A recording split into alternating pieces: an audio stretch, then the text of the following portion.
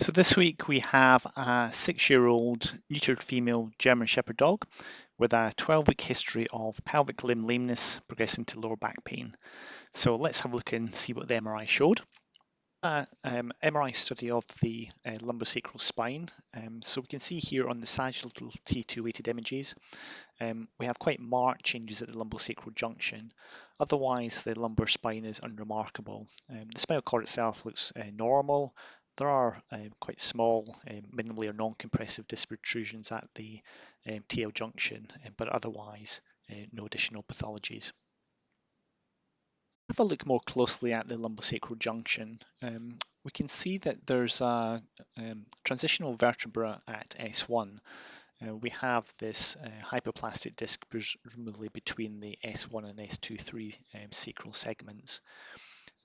In addition to this, we can see that if we look at the alignment and diameter of the vertebral canal, that we have this ventral subluxation of S1 relative to L7. So if we have a look at the level of the dorsal aspect of the vertebral body, we can see here that the cranial aspect of S1 is subluxated slightly ventrally.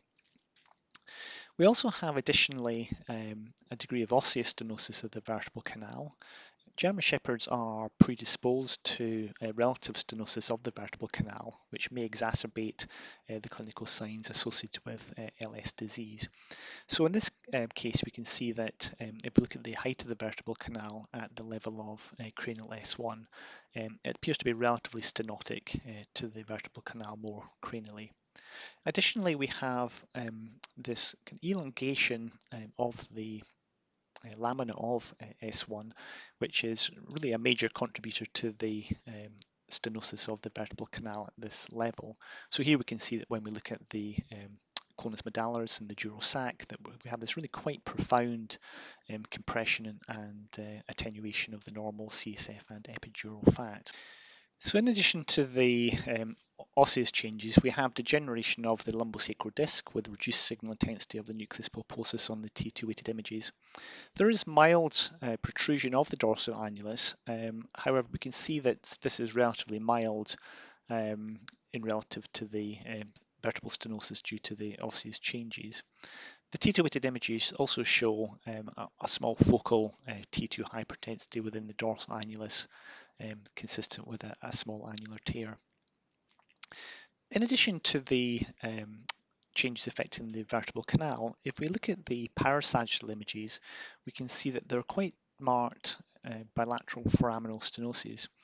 So for LS disease and assessment of the lumbar spine, the sagittal T1 weighted images are a really good sequence and imaging plane for assessment foraminal stenosis.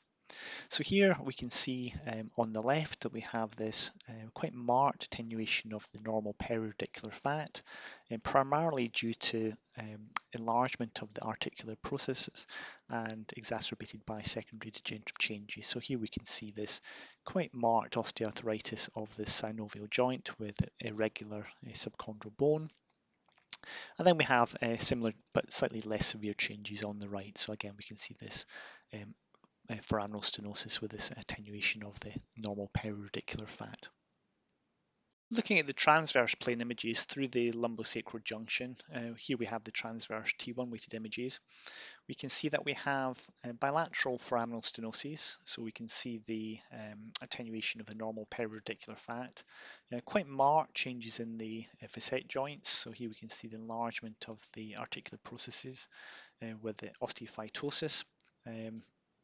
Changes are more severe on the left, so here we can see as we follow the L7 nerve roots caudally as they run through the foramina, we can see that it's being displaced ventrally, and then we have in the exit zone of the foramen we have this quite marked attenuation of the normal periradicular fat.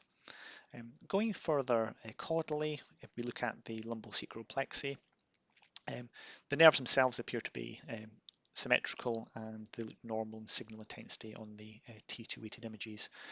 Often with foraminal stenosis we'll see secondary changes in the affected nerves, representing edema or neuritis, but we don't see that in this particular case.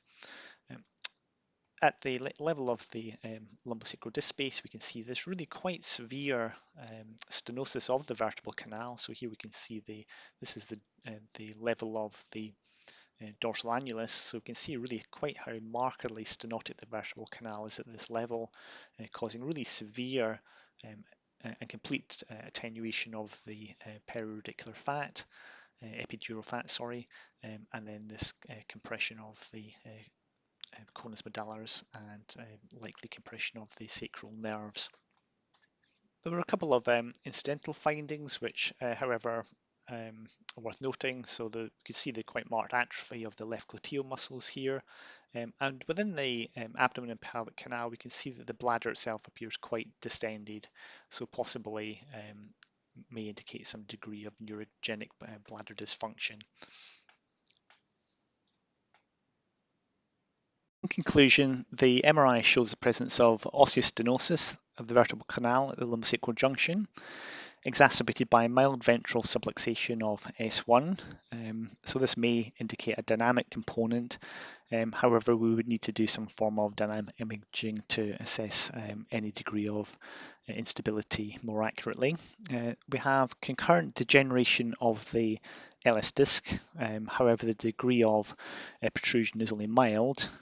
There's a focal hyperintensity in the dorsal annulus, which may be consistent with an annular tear, which potentially in man certainly can contribute to discogenic pain. There's bilateral foraminal stenosis with facet osteoarthritis, more severe on the left, which is also in this case, given the lameness, is likely to be a significant contributor to the clinical signs. And then there's a transitional S1 vertebra. We don't have any dorsal plane images in this particular case, and particularly when we have lameness as a presenting sign, a dorsal stir or fat spread sequence is often very valuable because it allows accurate assessment of transitional vertebra, but also orthopedic causes of lameness, which may not be visible on the standard sagittal and transverse planes. So a dorsal plane is really helpful when it comes to evaluating the sacroiliac joints, the hips, musculature of the pelvic canal. So the differentials in this case, essentially we have so-called degenerative lumbosacral stenosis, which is often a multifactorial condition. And this particular case is a really nice example showing the combination of all the different changes which can contribute to this syndrome. So hopefully you'll find that interesting, and we'll hear the outcome from Elsa later in the week.